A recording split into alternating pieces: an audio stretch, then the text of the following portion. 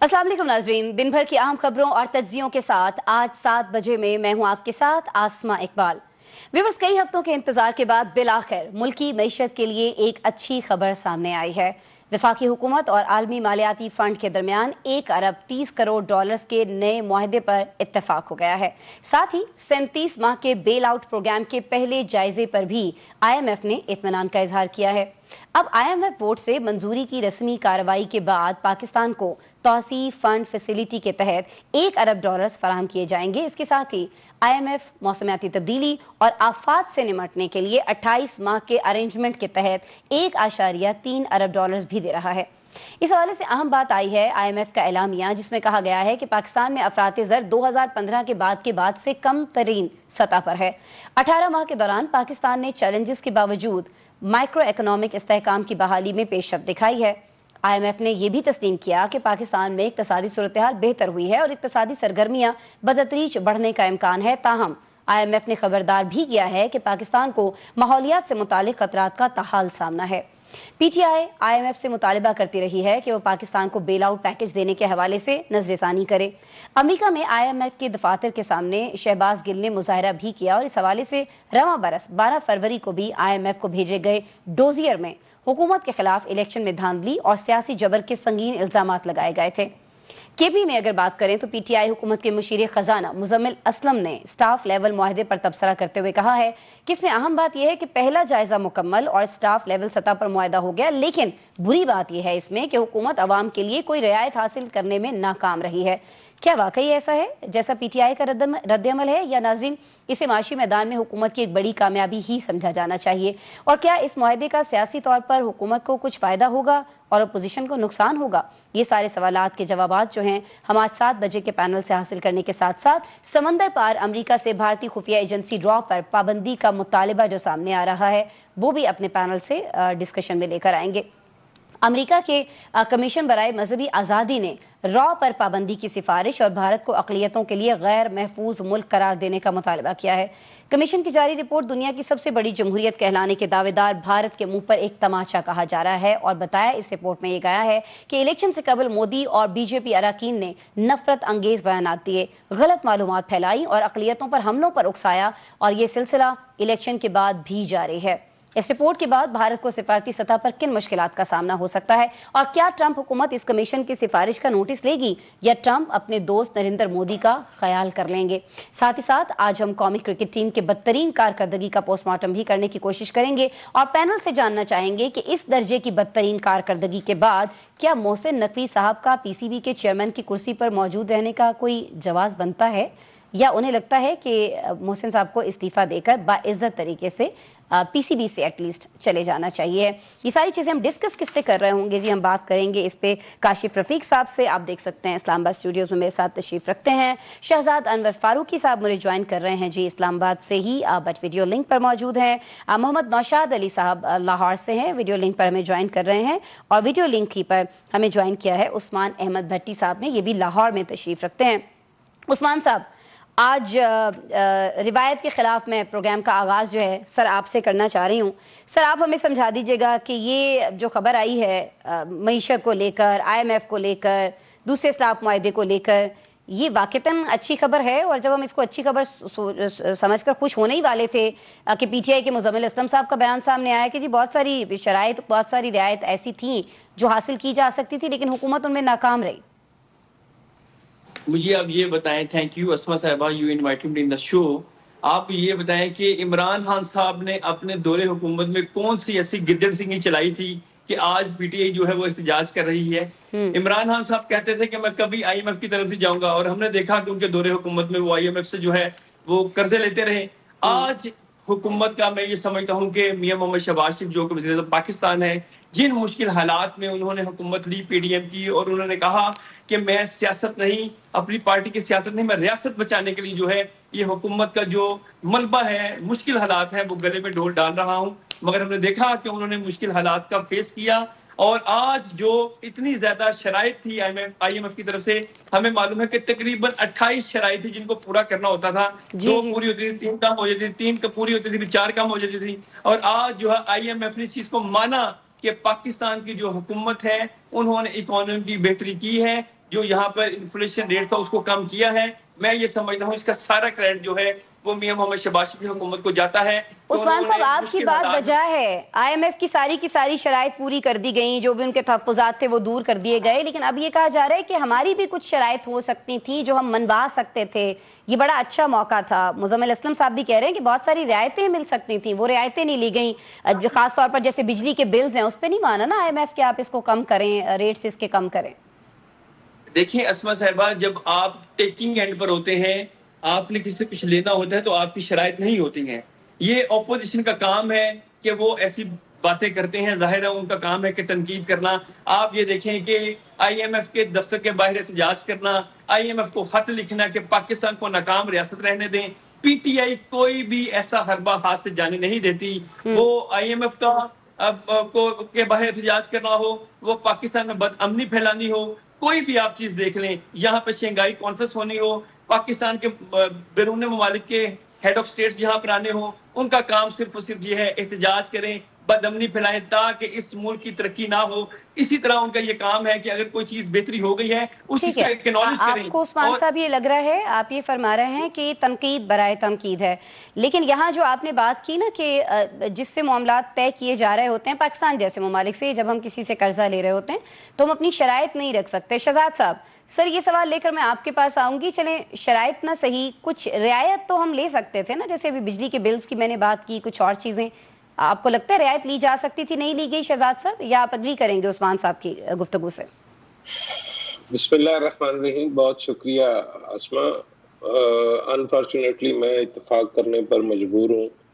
وہ جو کہا جاتا ہے نا بیگرز کانٹ بی چوزرز, اور لوگ پھر اس کا مطلب بھی اور نکالتے ہیں اور پھر اس کو کہیں سے کہیں ملا دیتے ہیں.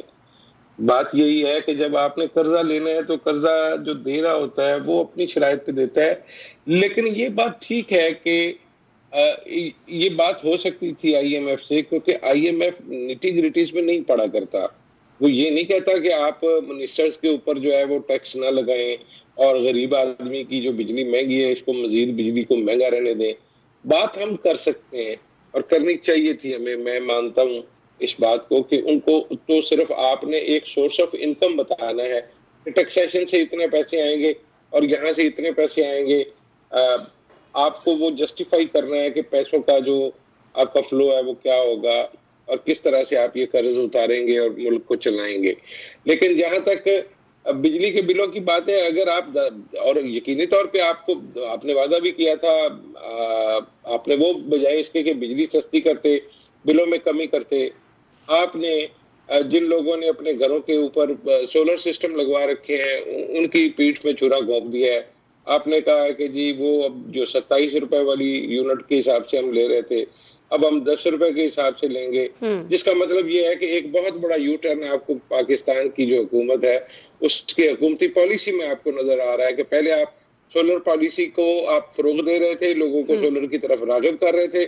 اب آپ کہہ رہے ہیں کہ نہیں سولر مت لگائیں. دیکھیں وہ ہم نے تو پھر آئی پی پی سے بجلی لینی ہوتی ہے, اگر آپ اپنی بجلی خود بنانا شروع کر دیں گے تو آئی پی پی کی بجلی کدھر جائے گی؟ اور بھائی آئی پی پی سے بجلی کا معاہدہ آپ نے کیا, ان سے کک بیکس آپ نے لی, بیوروکریسی نے لی, حکومتوں نے لی, عام آدمی کا کیا قصور ہے اس میں؟ تو حکومت کو یہ چاہیے تھا کہ اگر عام آدمی کو ایک پاس آن کر سکتی تھی فیسلٹی تو وہ کرنی چاہیے تھی. انفارچونیٹلی وہ نہیں کی گئی.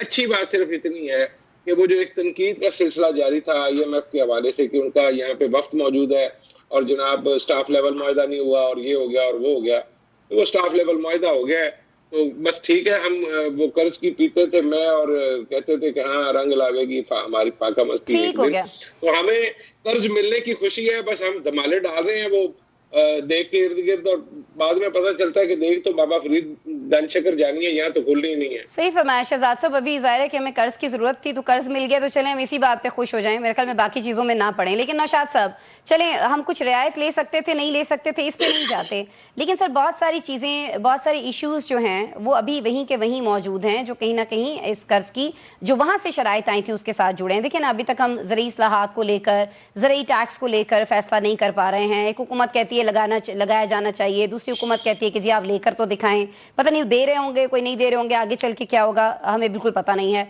نجکاری کا جو معاملہ ہے اس پر ہم بہت ساری نوشاد صاحب بحث کرتے ہیں، لیکن نجکاری میں سب سے بڑا پی آئی اے کو دیکھ لیجئے، ہم بولیاں لگواتے ہیں لیکن ہم اس کو بیچ نہیں پا رہے ہیں، پتہ نہیں ہم بیچنا چاہتے بھی ہیں کہ نہیں بیچنا چاہتے ہیں۔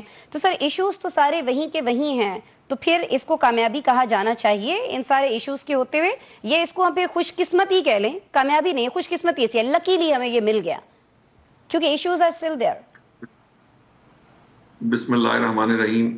دیکھیے ایک طرح سے کامیابی تو یقیناً ہے، کیونکہ ایک معاملہ تھا جو طے ہونا تھا وہ ہو گیا۔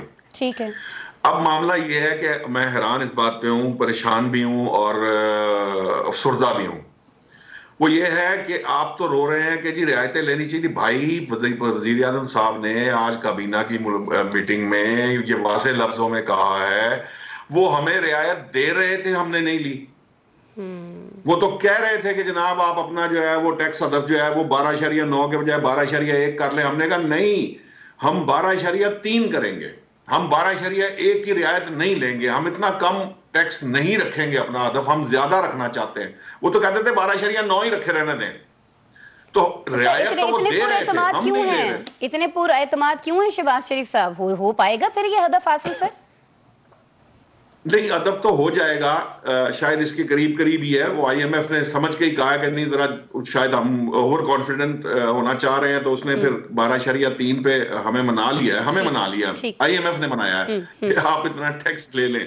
بھائی میں ویسے معذرت کے ساتھ میں اگر پرائم منسٹر صاحب سے گزارش کر سکوں، جسارت کر سکوں، اگر میرے پہ پیکا آرڈیننس نہ لگے، تو میں صرف یہ کہنا چاہتا ہوں کہ بھائی اللہ کے بندے، آپ کو دھیان نہیں رہا اس وقت کہ یہ جو ٹیچرز جو ہے سڑکوں پر ذلیل و خوار ہو رہے ہیں، جن کی آپ نے تنخواہیں جو ہیں وہ بڑھا کے پروفیسر کی تنخواہ جو ہے وہ اسسٹنٹ پروفیسر سے بھی کم کر دی ہے، آپ ان کی ریبیٹس واپس لے رہے ہیں، آپ لوگوں پہ تنخواہ دار طبقے کے اوپر ٹیکس ڈالے جا رہے ہیں، اور آپ یہ کہہ رہے ہیں کہ آپ کے وزیر خزانہ صاحب فرماتے ہیں کہ آئندہ جو بجٹ ہے اس میں ہم ان کی تنخواہیں بڑھنے کے بھی امکانات نہیں ہیں، اور اپنی کابینہ یہ جو 3 ارب یہ 12.1 سے 12.3 کروایا، پتہ کیوں کرایا؟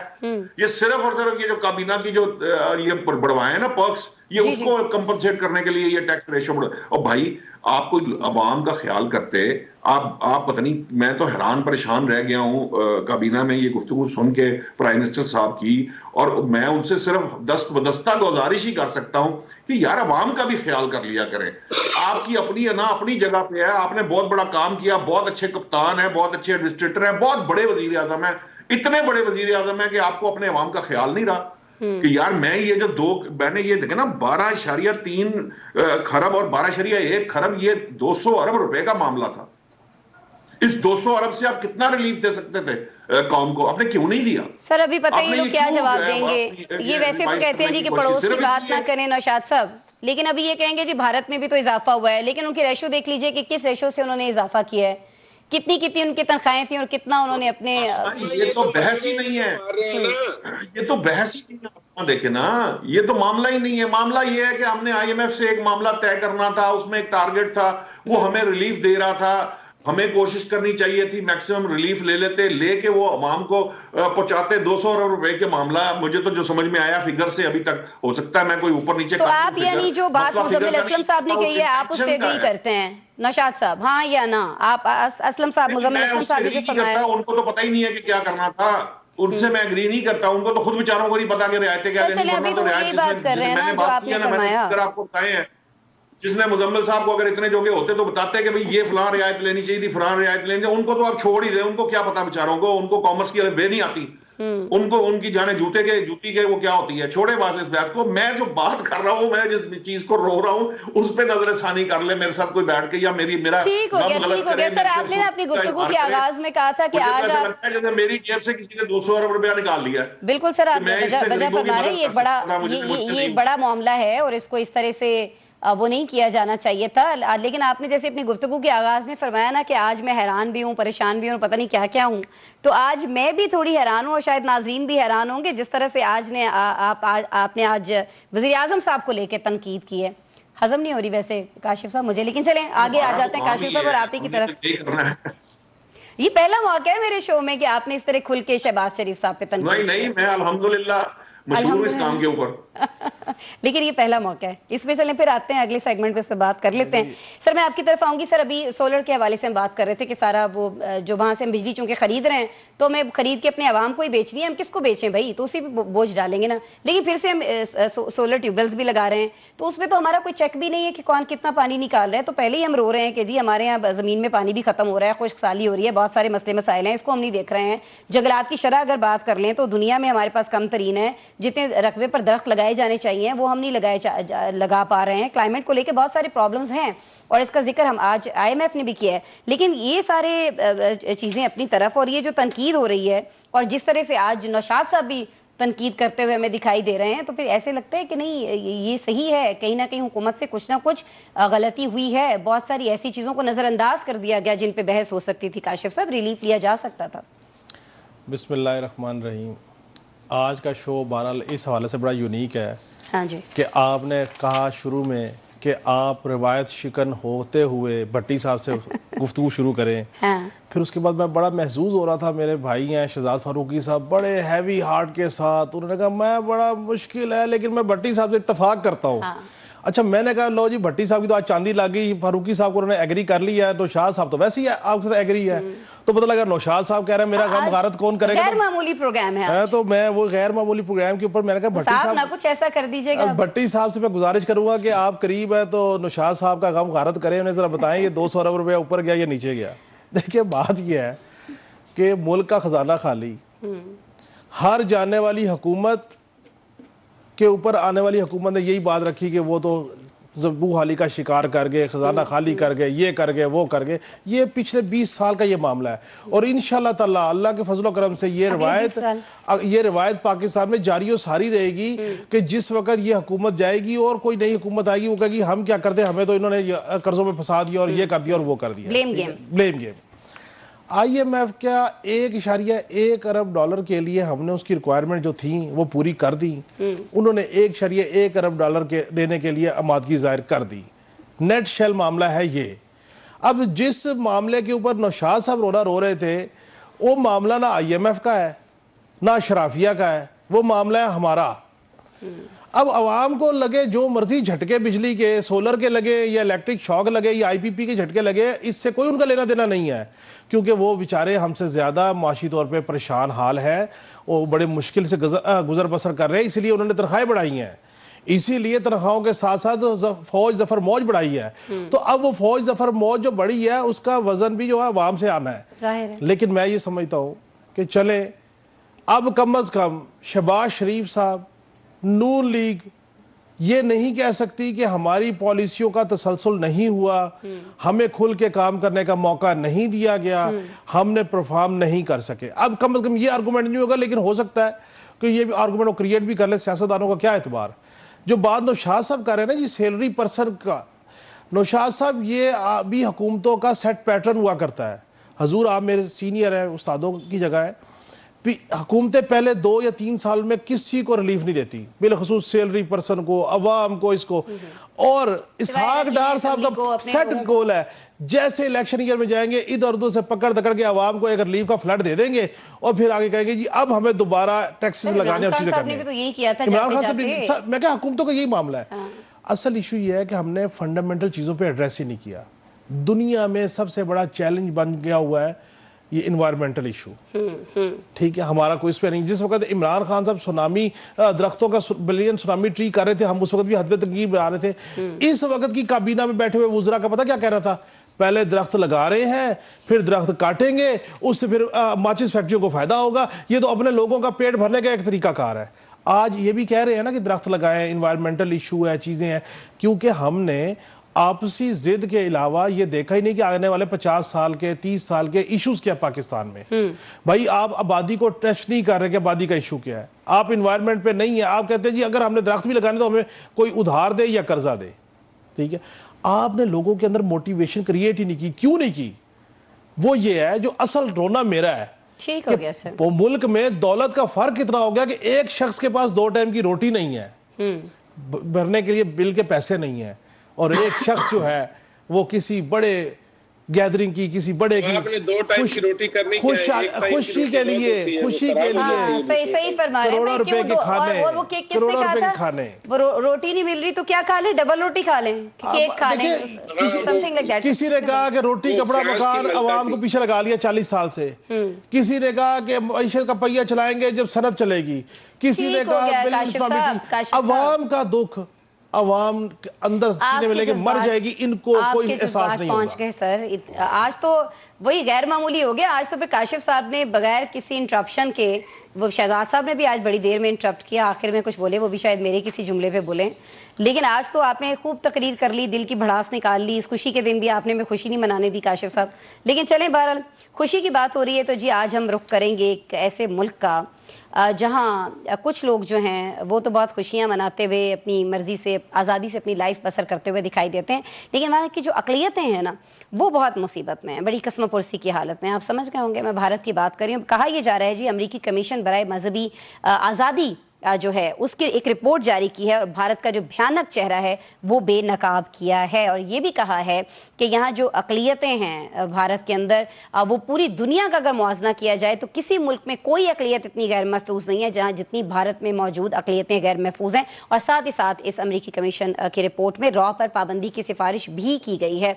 कौन कौन सी ऐसी कार्रवाइयाँ रही हैं रॉ की दुनिया भर में जिसकी वजह से ये इस पर पाबंदी का मुतालबा किया जा रहा है, ये सारी चीज़ें हम डिस्कस करेंगे एक ब्रेक के बाद। वेलकम बैक जी। बात हम करेंगे अमेरिकी मजहबी कमीशन की, जिसकी जारी करदा रिपोर्ट के मुताबिक जब हम 2024 की बात करते हैं, लास्ट ईयर की बात करते हैं, तो भारत में मजहबी आज़ादी की जो सूरत हाल है वो दुनिया भर में बदतरीन रही है। और इस रिपोर्ट के ऊपर आज जाहिर है कि हम अपने पैनलिस्ट से बात करने वाले हैं। पाकिस्तान इसको किस तरह से, जो पाकिस्तान के साथ भारत की जानिब से ज़्यादतियाँ होती हैं और जो रॉ पाकिस्तान के अंदर मुख्तलिफ जगहों पर हम जानते हैं बलूचिस्तान के अंदर किस तरह से कार्रवाइयों में मुलव्वस रही है, पाकिस्तान इससे किस तरह से फ़ायदा उठा सकता है, इस पर हम बात करते हैं। लेकिन पहले जी, अमेरिका इस रिपोर्ट को कैसे देख रहा है और ट्रंप इस पर क्या रिएक्शन शो करेंगे, इस पर बात कर लेते हैं। शहजाद साहब, मैं आपकी तरफ आऊँगी। शहजाद साहब, आपको लगता है कि इस रिपोर्ट के बाद भारत को दबाव का सामना करना पड़ सकता है अमेरिका की जानिब से? क्योंकि अभी तक तो हम ये देखते हैं कि ट्रंप की जितनी दोस्ती है मोदी साहब से, वो बहुत सारी चीज़ें जो हैं वो दरगुजर कर देते हैं, माफ़ कर देते हैं। सर अच्छा, ये ट्रंप और मोदी की दोस्ती की बात नहीं है। बेसिकली तो ये चूंकि भारत एक बहुत बड़ी मार्केट है, हाँ जी, और मार्केट को मद्देनजर रखते हुए चूंकि 1 अरब से ज्यादा की आबादी है, तो लोगों को जरा लगता है कि इनको नाराज नहीं करना चाहिए। वरना मेरे नजदीक तो जातियात तो कुछ भी नहीं हुआ करती। ये तो सिर्फ कौमों के दरमियान जो मामलात है वो उनके मुफादात के ऊपर ही बेस किया करते हैं। लेकिन ये बात जो अक़लियतों के हवाले से है, चूंकि अब इंडिया रॉ के हवाले से बिलखसूस कनाडा, अमेरिका और यानी ये जो साउथ अमेरिका, इधर आपने देखा होगा कि ये इतनी इन्होंने एक्टिविटीज कर दी हैं कि अब ये बहुत सारे लोगों की जुबान पे आ गया है। और ये मेरा मानना है कि अमेरिका, कनाडा, बरतानिया के जो लोग हैं या क्रिश्चियन बिलखसूस अगर मैं अपनी बरादरी की बात करूं, तो उनके अंदर ये एहसास जरूर होता है कि किसी के खिलाफ मजहब की बुनियाद पर अगर कोई तफरीक हो तो ज्यादातर लोग उसको पसंद नहीं करते। तो पब्लिक का एक प्रेशर ऐसा होता है जिसके तहत हुकूमतों को ये मानना पड़ता है या पाबंदी की बात करनी पड़ती है। वरना अगर इंडिया का साइज देखें और मोदी की तकरीर देखें तो मुश्किल हो जाएगा। लेकिन अब चूंकि भारत ने अपने वो जिसको कहते हैं ना शुतर बेमुहार एक उन्होंने हिकमत अमली अपनाई हुई है। इवन पाकिस्तान के अंदर उन्होंने 14 से ज्यादा लोगों को जो है वो शहीद किया हुआ है और इसका वो बहुत सारी जगहों पे जिक्र भी मौजूद है। कनाडा के अंदर कनाडा के अंदर उन्होंने किया हुआ है, अमेरिका के अंदर किया हुआ है। तो अब ये ज्यादा देर चलेगा नहीं। उसकी वजह यह है कि आप छुप छुपा के तो ये काम करते हैं। ये जो स्पाई एजेंसीज और स्पाई मास्टर होते हैं वो कार्रवाइयां तो इसी तरह की करते हैं, लेकिन एक तो वो मानते नहीं है और दूसरा वो सामने नहीं आते। अब ये चीजें इतनी खुल्लम खुल्ला हो रही है कि मेरा नहीं ख्याल के लोगों को कुछ बताने की जरूरत है। लोगों को खुद ही पता लग रहा है, ये खुद क्रेडिट लेने के चक्कर में अपने आप को जलील कराने पे तुले हुए।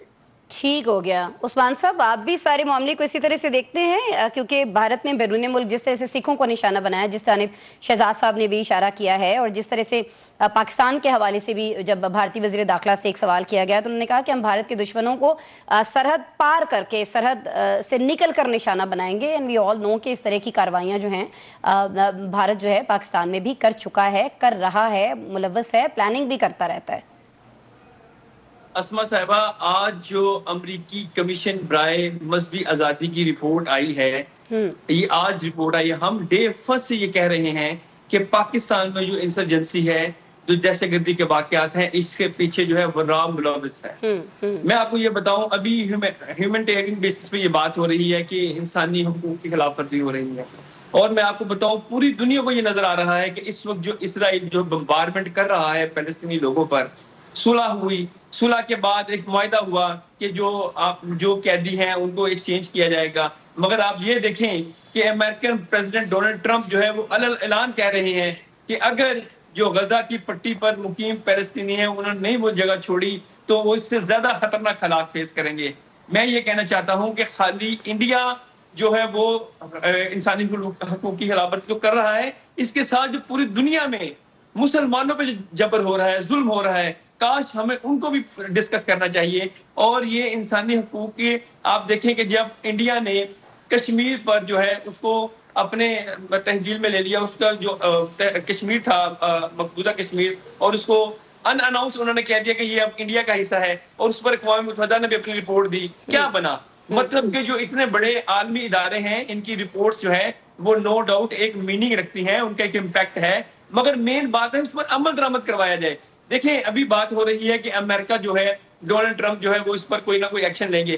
اس وقت ڈونلڈ ٹرمپ صاحب جو ہے کبھی یوکرائن اور رشیا کی صلح کرواتے ہیں، ان میں پھر آپس میں جنگ چھڑ جاتی ہے، وہ اسرائیل اور فلسطین کی صلح کرواتے ہیں، ان میں پھر جنگ چھڑ جاتی ہے۔ اور دوسرا جو دوہرا معیار یہ ہے کہ ایک طرف تو جو امریکن کمیشن برائے مذہبی آزادی کی رپورٹ آئی اور وہ کہہ رہے ہیں کہ اب امریکہ جو ایکشن لے گا، وہ بھائی ڈونلڈ ٹرمپ تو مودی سے جو ہے وہ اسلحہ بیچنے کی ساری ڈیل کر رہے ہیں۔ آپ یہ دیکھیں نا کہ ایک طرف وہ کہتے ہیں کہ دنیا بھر میں امن ہو، دوسری طرف جو ہے وہ اسلحہ بیچ رہے ہیں۔ مطلب یہ دوہرا معیار جو ہے وہ سمجھ آنا چاہیے۔ اور جو یورپین ممالک ہیں، اس کے علاوہ جو سب سے اہم آپ کو بات بتاؤں، سکھ کمیونٹی کو جو ہے کینیڈا میں قتل کروایا گیا، اور بعد میں جب انویسٹیگیشن ہوئی تو معلوم ہوا کہ اس کے پیچھے را ملوث ہے۔ مطلب کہ جو را ہے اس وقت کے جو وزیر اعظم تھے انہوں نے پھر کارروائی بھی کی تھی نا، ایسے لوگوں کو اٹھا کے واپس بھارت بھی پھینک دیا گیا تھا۔ نوشاد صاحب، ہمارے پاس کیا یہ نہیں کہہ سکتے کہ ایک بڑی چیز جو ہے اس وقت پاکستان کے ہاتھ آ گئی ہے، اس کو لے کر بھی ہم مختلف پلیٹ فارمز پہ بات کر سکتے ہیں کہ دیکھیں جی یہ وہی باتیں ہیں، یہ وہی ساری چیزیں اس رپورٹ میں سامنے آئی ہیں جو پاکستان ہمیشہ سے ڈسکس کرتا رہا ہے کہ را ملوث ہے دنیا بھر کے بہت سارے ممالک کے اندر دہشت گردانہ کارروائیوں میں۔ نوشاد صاحب جی یقیناً ہمیں اس کو استعمال کرنا چاہیے۔ ہم تو پہلے بھی مسلسل یہ کہتے چلے آ رہے ہیں، ہم نے کیا، برطانیہ نے یہ جو آپ کے یہاں 20 قتل جو کروائے ہیں را نے یا داعش کے ذریعے، داعش کو پے کر کے، تو وہ برطانوی اخبار نے جو ہے وہ اس کی خبر بریک کی تھی۔ ہم نے تو اس کے اوپر وہ جو ہے کچھ نہیں کہا۔ اصل میں نا یہ مودی کا ڈاکٹرائن ایکچولی اجیت دوول جو ہے وہ ڈاکٹرائن ہے، یا اس کو آپ کے کہنا چاہیے مودی ڈاکٹرائن ہے، کیونکہ خود جو ان کے راجناتھ صاحب ہیں، وزیر دفاع ہیں، وہ کہتے ہیں کہ جی یہ جو ہے نا ہم ہر وہ شخص جو بھارت کے خلاف کام کر رہا ہوگا، ہم جو ہے نا اس کو اس کے کسی بھی جگہ جا کے اس کو جو ہے نا ہم قتل کرنے کا حق رکھتے ہیں۔ اور یہ مودی کو انہوں نے کہہ دیا اور کہ یہ را کے پاس یہ اختیار ہے، اور مودی ڈائریکٹلی چونکہ پرائم منسٹر آفس سے را یہ آپریٹ کرتی ہے تو وہ کر رہے ہیں۔ اب جو معاملہ ہے، یہ جو امریکہ کی رپورٹ ہے، اس کے اندر نہ صرف باقی دیگر ممالک کے معاملات ہیں، وہ کہتے ہیں ود ان انڈیا جو یہ سارا معاملہ ہے، مودی کے الیکشن سے پہلے، مودی کے الیکشن کے بعد، انہوں نے پورے کا پورا جو وہاں کا میڈیا کنٹرول کیا، پھر اس کے بعد انہوں نے وہاں پہ ہر جو ڈسینٹنگ وائس ہے اس کو انہوں نے سم ہاؤ فائلیں کھول کے اس کے خلاف کیسز بنا کے یا مختلف طرح سے اقلیتوں کو دبا کر ایک پورے کا پورا نیریٹو جو ہے نا وہ ڈیولپ کر دیا کہ مودی کے اگینسٹ کوئی کھڑا نہیں ہو سکتا۔ اور وہ جو اقلیتیں ہیں، چاہے وہ مسلمان ہوں، چاہے وہ دلت ہوں، چاہے وہ سکھ ہوں، چاہے وہ کرسچنز ہوں، ان کے پاس کوئی رائٹ نہیں ہے اس وقت انڈیا کے اندر۔ تو یقیناً پاکستان کو اس کے اوپر جو ہے وہ بات کرنی چاہیے۔ یو این کی ایک رپورٹ اس سے پہلے بھی آئی، وہ آلموسٹ اس سے ملتی جلتی تھی، انہوں نے بھی یہی بات کی تھی، وہاں کے جو UNHCR کی رپورٹ تھی۔ اسی طرح سے پاکستان جو ہے وہ بار چیخ چلا کر ہے۔ یہ جعفر ایکسپریس کے اندر ابھی جو ڈانڈے ہیں وہ افغانستان کے تھرو اور وہاں کی جو ایجنسی اور جو ہے وہ ان کے ساتھ مل رہے ہیں۔ یہ آپ کو آپ کے جو وزراء ہیں اور جو حکام ہیں وہ بالکل اوپن بتا رہے ہیں کہ جناب ان کے ڈانڈے وہاں ملتے ہیں اور جو را کے ذریعے یہ کام کیا جا رہا ہے، تو را دنیا میں ہر جگہ یہ کر رہی ہے. لیکن مجھے فاروقی صاحب سے کی بات سے میں ضرور اگری کروں گا کہ یہ ایکچولی یہ جو نا وہ جیسے کہتے ہیں بدمست ہاتھی جب بالکل ہی وہ پاگل ہو جاتا ہے نا، تو وہ پھر جو ہے وہ جو ہے نا کسی ایسے انجام سے اس کو جیسے کہتے ہیں ملتا ہے کہ جو اس کے اپنے خواب و خیال میں نہیں ہوتا. اور وہ جو ہے نا وہ ایک چیٹی جو ہے وہ نوشاد صاحب کہ ہم یہ انجام جو ہے دوسروں سے ہی اس کی توقع کیوں رکھے ہوئے ہیں. میں یہ سوال جو ہے کاشف صاحب آپ کی طرف لے کر آؤں گی. جب ہم دہشت گردی کے خلاف پالیسی بنانے کی بات کرتے ہیں، ایک تو ہمارے ہاں اتنے اختلافات ہیں سیاسی طور پر کہ ہم اتنے بڑے ایک معاملے پر، قومی سلامتی کے معاملے پر ہماری جماعتیں جو ہیں وہ اکٹھی ہو کر نہیں بیٹھتی ہیں. اور اس سے پہلے جتنی بھی حکومتیں آئی ہیں اس میں ہم یہ اختلاف دیکھتے رہے، جیسے ابھی ہے نا کہ دہشت گردوں سے مذاکرات کرنے ہیں یا دہشت گردوں کے خلاف آپریشن کرنا ہے، تو کاشف صاحب یہ بھی ہم ڈیسائیڈ نہیں کر پاتے ہیں. بہت ساری ہماری حکومتیں آتی ہیں، وہ کہتی ہیں نہیں جی بھارت تو ہمارا ہمسایہ ہے، ہمسائے چونکہ تبدیل نہیں کیے جا سکتے، جنگ حل نہیں ہے، تو ان سے مذاکرات کرنے چاہیے، دوستی کر لینی چاہیے. دوستی کی پینگیں ہم بڑھانے کی کوشش کرتے ہیں، وہاں سے ٹکا سا جواب آ جاتا ہے. اور جب دوسری کوئی حکومت آتی ہے تو وہ کہتی ہے جی ہمیں ان سے بالکل ہی بات نہیں کرنی. لیکن ان ساری چیزوں کا، اس تضاد کا فائدہ اٹھاتے ہوئے، اختلاف کا فائدہ اٹھاتے ہوئے بھارت ہر صورت میں کارروائیاں کرتا رہتا ہے، رکتا نہیں. کاشف صاحب دیکھیں اسما صاحبہ، را جو ہے نا جی سر، اس نے اپنے آپریشن مستقل رکھے ہوئے ہیں، لیکن اب را کے آپریشن دن بدن بڑھتے چلے جا رہے ہیں کیونکہ اب اس کے ساتھ کولیبریشن میں افغانستان ہے اور پشت پناہی میں اسرائیل ہے. یہ ایک ایسا نیکسس بن گیا ہے کہ جو پیسہ پھینک تماشا دیکھ والا کام ہو رہا ہے. اور انفارچونیٹلی وہ سیاسی طور پہ بھی ہمیں تقسیم کر رہے ہیں، وہ سیکیورٹی کے اوپر بھی حملے کر رہے ہیں، وہ انڈیویجول شخصیات کے اوپر، لوگوں کے اوپر بھی حملے کر رہے ہیں. اور ہم یہاں پہ صرف اپنی ضد انا کو پال رہے ہیں، ہم آپس میں اکٹھے ہونے کو تیار نہیں ہیں. دیکھیں جب آپ کے اندرونی انتشار اور خلفشار کا شکار ہوا کرتے ہیں تو پھر سپائی ایجنسی جو ہیں وہ ان کا آپریشن آسان ہو جاتا ہے. وہ کوئی بی ایل اے کو فنڈ کر دیں گے، کبھی وہ داعش کے ساتھ کھڑے ہو جائیں گے، کبھی وہ کسی اور کر دیں گے. اچھا اب آپ دیکھیں کہ یہ وہی بھارت ہے، یہ وہی دنیا کی بڑی ڈیموکریسی ہے جس نے بھارت کا بڑا جھنڈا اٹھا کے رکھا تھا. اور یہ جس وقت مقبوضہ کشمیر میں سارا معاملہ ہوا تو کوئی شد و مت سے بات نہیں ہوئی. اور آج بھی مقبوضہ کشمیر جس پہ تسلط بھارت کا قائم ہو چکا، جس میں انہوں نے ایک طریقے کے ساتھ اپنی ہولڈنگ پوزیشن کر لی، ادھر بات نہیں کرنے دیں گے. بات لے کے آئیں گے پاکستان میں بنیادی حقوق کی، انسانی حقوق کی، بنیادی چیزوں کی، اس کے اوپر بات کریں گے. اور آج آپ اس کا پریکٹس ہے، آج آپ ٹویٹ کرنے شروع کر دیں اپنے اداروں کے خلاف، اپنے ملک کے نظام کے خلاف، آپ کو پتہ بھی لگے گا کہ آپ کے ویوز اور کیسے بڑھ گئے اور فالوورز کیسے بڑھ گئے. سو یہ ایک ڈیلیبریٹڈ اور اسٹریٹجک جو سی موو ہے جس کی وجہ سے پاکستان کے اندر استحکام نہیں ہو پا رہا. اس لیے میں تواتر سے ایک بات کہہ رہا ہوں کہ اگر آپ نے پاکستان کے اندر آپریشن کرنے کا تہیہ کر لیا ہے تو پھر آپ سہولت کاروں کے خلاف بھی آپریشن کریں، پشت پناہی کرنے والوں کے خلاف بھی آپریشن کریں، اور ایک ہی طریقے سے کریں.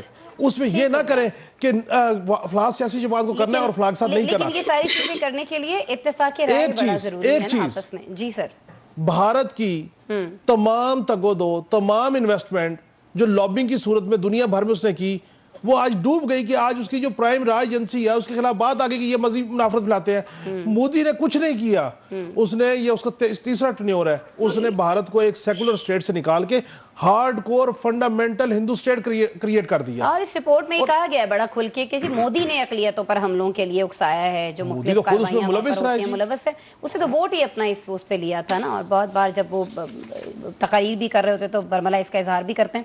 بہرحال جس پر سوچنے کی ضرورت ہے، اور ہمیں سوچنے کے ساتھ ساتھ اتفاق کرنے کی بھی ضرورت ہے کہ ہمیں کرنا کیا ہے دہشت گردوں کے خلاف، اور پھر اس طرح کے ممالک کے خلاف، اور اس طرح کی ایجنسیز کے خلاف جو مختلف ممالک میں کارروائیاں کر رہی ہیں. اور پاکستان بھی اس سے متاثر ہو رہا ہے. یہاں پہ بہت ساری قیمتی جانیں جو ہیں وہ گئی ہیں. تو اب ہمیں سوچنا ہوگا، ہمیں ایک اور چیز کو بھی لے کر ہوگا. جب جنگ کی بات ہوتی ہے تو جنگ کے ساتھ ساتھ کھیل کا بھی ذکر آ جاتا ہے. کھیل کا ذکر جب آتا ہے تو ہم جانتے ہیں کہ بہت عرصے سے کرکٹ، چونکہ ہماری پوری قوم جو ہے وہ کرکٹ سے بڑی محبت رکھتی ہے، لیکن ہمیں وہاں سے بڑی مایوس کن خبریں آتی ہیں. چیمپئنز ٹرافی کے بعد اب جی نیوزی لینڈ سے جو سیریز تھی ہماری، اس میں خبر یہ آئی ہے کہ 4-1 سے ہمیں شکست ہو گئی ہے.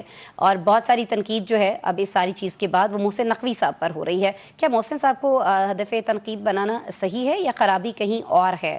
اگر خرابی محسن نقوی میں ہی ہے تو پوچھ لیتے ہیں اپنے پینلسٹ سے بریک کے بعد.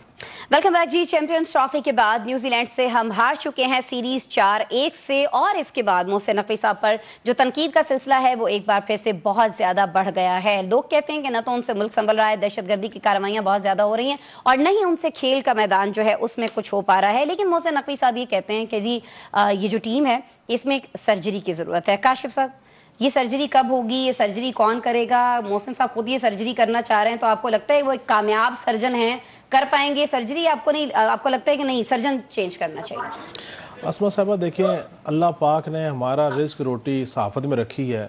ہمیں کوئی تھوڑا بہت استادوں نے کوئی 2 لفظ لکھنے سکھا دیے, کوئی بولنے سکھا دیے, ہم یہ کر رہے ہیں. اب اگر آپ مجھے اٹھائے کہیں جائیں جا کے آپ پارلیمان چلائیں, جائیں جا کے آپ پی سی بی کے چیئرمین بن جائیں, تو پھر یہ ممکن نہیں ہوگا. پھر اس طرح کی ہوگا کہ جو قصور کسی کا ہو آپ ہر دفعہ ایک سرجری کی بات کرتے ہیں. چلا لیں گے کاشف صاحب اگر آپ. اب مسئلہ یہ ہے کہ محسن نقوی صاحب کے ستارے انتہائی زبردست قسم کے گردش میں ہیں. اچھا, وزارت داخلہ میں ان کے جو نہ چاہتے ہوئے لوگ آ گئے. اچھا جی, پی سی بی مسلسل جب سے انہوں نے کرکٹ کو اپنے ہاتھ میں لیا, آپ کو یاد ہوگا ایک بڑی ٹریننگ بھی کروائی تھی, اس وقت سے ہم اللہ کے فضل و کرم سے الحمدللہ مستقل بنیادوں پہ ہار رہے ہیں. جی یہ اللہ کا بڑا فضل ہے کہ ایسی مستقل پالیسی چل رہی ہے نقوی صاحب کی کہ جناب بالکل مستقل بنیادوں پہ ہم ہار رہے ہیں. اور اس کے بعد مزے کی بات یہ ہے کہ ہم یہ نہیں کہہ رہے کہ پالیسیز کیا ہے, چیزیں کیا ہیں, سٹیڈیم کی صورتحال کیا تھی, باقی معاملات کیا تھے. ہم یہ کہتے ہیں سرجری کی ضرورت ہے. بھئی سرجری کیا کریں گے آپ؟ سارے کھلاڑیوں کو گھر بھیج دیں اور وہاں سے ہاکی کے پلیئروں کو لا کے کرکٹ کھلانا شروع کر دیں, پھر یہی سرجری ہو سکتی ہے. آپ صاف کہیں کہ یار نئی چیزیں چل پا رہی, بندے کو کبھی کبھی حوصلہ بھی کرنا چاہیے کہ نہیں پرفارم کر پا رہے اور مسلسل ناکامیوں کے باعث میں استعفیٰ دے رہا ہوں اور گھر جا رہا ہوں, کہیں نہ کہیں تو کوئی مثال قائم کر دے ڈگنیٹی کی, وہ نہیں ہوگی. اب محسن نقوی صاحب چونکہ ان سے ڈرتے بھی سب ہیں کہ جی ان کے تعلقات بہت زیادہ ہائی ہیں. بہرحال سرجری کرنے کا ایک ہی طریقہ ہے, فٹ بال اور کرکٹ کے کھلاڑیوں کو اٹھا کے کرکٹ کھلانا شروع کر دے, اسی کا نام سرجری. شاید وہ بہتر پرفارم کر لیں گے. عثمان صاحب, 2023 کے بعد سے ہم دیکھ رہے ہیں, انفیکٹ جب ہم 2023 کے میڈ کی بات کرتے ہیں تو قومی ٹیم جو ہے اس وقت اس کو کامیابیاں بھی مل رہی تھیں, ساری چیزیں صحیح چل رہی تھیں, لیکن اس کے بعد سے ہم دیکھ رہے ہیں کہ خرابی ہو گئی ہے. ڈریسنگ روم کے اندر کہا جا رہا ہے کہ ماحول جو ہے وہ بھی کچھ ٹھیک نہیں رہتا ہے, کھلاڑیوں کے آپسی بھی بہت سارے معاملات جو ہیں وہ اچھے نہیں ہیں. تو پھر جب کھلاڑی ٹیم ہی نہیں بن پاتے تو یہ چلیں گے کیسے؟ عثمان صاحب دیکھیے, ڈریسنگ روم کی لڑائی یہ کبھی جب سے کرکٹ ٹیم بنی ہے یہ تب سے جاری ہے. اور میں دوسری چیز آپ کو یہ بتاؤں کہ جو میری اطلاعات ہے کہ محسن نقوی صاحب جو ہے وہ کہیں نہیں جا رہے, وہ بطور وزیر داخلہ اور بطور چیئرمین پی سی بی اپنے عہدے پر قائم رہیں گے. البتہ وہ جو سین سے تھوڑا سا نظر انداز ہوئے, وہ اس کی سب سے بڑی ریزن یہ تھی کہ ان کی طبیعت ٹھیک نہیں تھی اور وہ اسی کے لیے دبئی بھی نہ جانا پڑا. اور سرجری دیکھیں, اب محسن نقوی صاحب نو ڈاؤٹ بائی پروفیشن تو جرنلسٹ ہیں اور ایک چینل کو ماشاءاللہ وہ رن کرتے ہیں. اب بات یہ ہے کہ کرکٹ ٹیم جو پلیئرز ہیں ان کو بھی کچھ سوچنا ہے. ظاہر ہے محسن نقوی صاحب نے ڈیلی ان کو کچھ چیزیں کچھ سے انجیکٹ تو نہیں کرنی, بھائی تم نے ایسے کھیلنا, تم نے ایسے بالنگ کرنی ہے. بات یہ کہ سارا ملبہ نو ڈاؤٹ. سوال میرا آپ سے شروع میں ہی میں نے آپ سے کہہ دیا تھا 2023 میں بھی تو یہی ٹیم تھی سر. نجم سیٹھی صاحب بھی صحافی تھے, انہوں نے کرکٹ کی ریسٹوریشن کے لیے جو اقدامات کیے وہ بھی صحافی تھے سر. جی عثمان صاحب کنٹینیو کیجئے. نہیں, میں آپ کی بات سے کاشف صاحب متفق ہوں.